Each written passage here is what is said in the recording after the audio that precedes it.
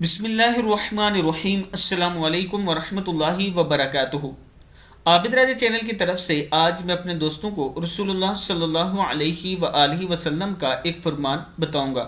عورت کی نماز کہاں زیادہ افضل ہے؟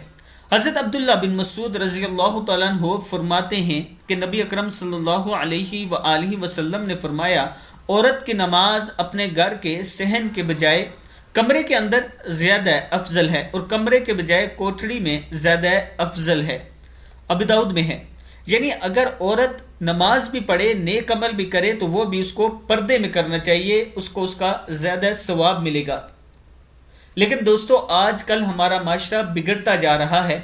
وہ ملک جو اسلام کے نام پہ حاصل کیا گیا تھا اور 14 سے 15 لاکھ بندوں نے صرف اس بات پہ قربانی دے دی تھی کہ ہم ایک ایسا ملک بنانا چاہتے ہیں جس میں ہم اسلام کے مطابق زندگی گزار سکیں، آج اسی کے دارالخلافہ میں عورت مار سے نکالا گیا اور ہماری ہی مائیں، بہنیں، بیٹیاں اس میں ناچ گا کر اپنے حقوق مانگ رہی تھی، ڈول بجا کر، گانے گا کر یہ کہہ رہی تھی کہ عورتوں کے حقوق ہمیں دیے جائیں، اور اسلام کے خلاف بھی بولی، رسول اللہ صلی اللہ علیہ وآلہ وسلم کی بھی توہین کی، صرف دوسروں کو خوش کرنے کے لیے۔ اللہ تعالی ہم سب کو ایسی برائیوں سے بچائے، اور بالخصوص والدین سے میں ریکویسٹ کرتا ہوں کہ اپنے بچوں کو ایسے برے کاموں میں جانے سے، ایسی بری محفل سے روکا کریں، کیونکہ کل آپ اللہ کی عدالت میں جواب دہ ہوں گے۔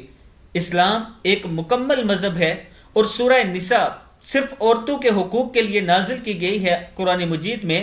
آپ کے بچوں کو اگر کوئی ڈاؤٹ ہے، کوئی مسئلہ ہے آپ کی بیٹیوں کو، تو انہیں قرآن پاک کی سورہ نساء کھول کر بتائیں اور کہیں کہ اس کا ترجمہ پڑھ لیا کرو، اس کا ترجمہ پڑھ لیا کرو، اور احادیث جو عورتوں کے حقوق کے لیے بیان کی گئی ہیں وہ انہیں سنایا کریں۔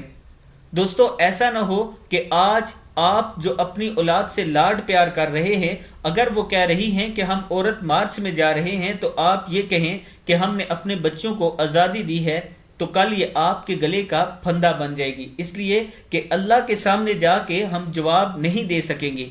عورت مارچ میں کیا ہوا یہ آپ سب بخوبی جانتے ہیں۔